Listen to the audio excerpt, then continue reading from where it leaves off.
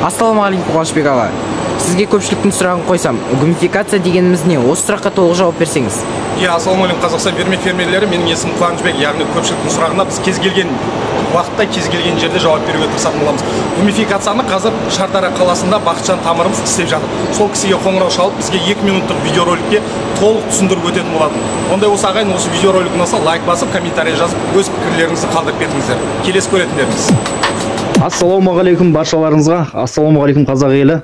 Міне гумификация технологиясын Қуаныш бауырымыздың өтініші бойынша сіздерге барлығын ақпаратты бөліскелі отырмыз. Мына Еркебұлан бауырым, ассалаумағалейкум. Гумификация технологиясы қалай жасалынады және де қанша мерзімде тұрған?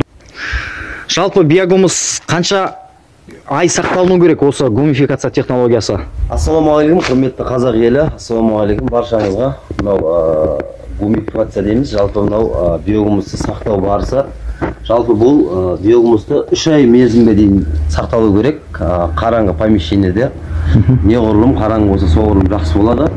Оның ылғалдығы 60%-ға дейін болу керек. Одан кейінгі. Оның жаңа не үшін сақтаймыз деген келетін болсақ, бұның неғұрлым көп сақтасақ биогумусты, неғұрлым көп сақтайтын болсақ, соғұрлым оның құнарлығы арта береді. Күші артады. Егер мынандай сұрақтарда болуы мүмкін, елей салып сатуға бола ма деген сияқты. Иә, сол сұрақ. Әрине, ол да болады. Бірақ мынау сақталғаннан қарағанда гумені аздау күшін сақталғаннан қарағанда аз береді. Сақтаған дұрыс қой. Иә, сақтаған, иә, міндетті түрде сақталу керек негізі. Бұл сақталу уақыты қанша уақыт дейтін болсақ, 3 айға дейін сақтауға болады. 3 ай. Одан ары қарай ше? Одан ары қарай да бола береді. Жалпы ең азы 3 ай ма? 3 ай сақталған дұрыс болады. Қазір сіздерде елеу науқаны басталып, қазір сақталып жатсыздар ғой? Иә, мынау қазір 11-ші ай. Осыны біз илеп бастадық. Биогумусымыз қазір қай айда сатылады бұл енді?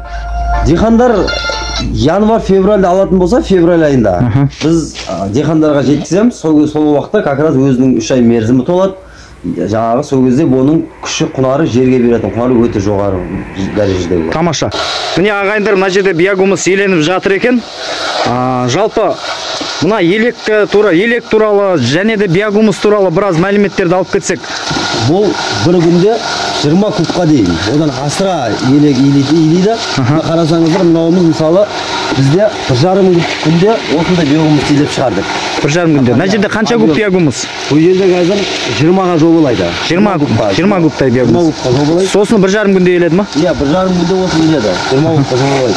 Себебі кеше жаңбыр жауды, өздеріңіз білесіздер.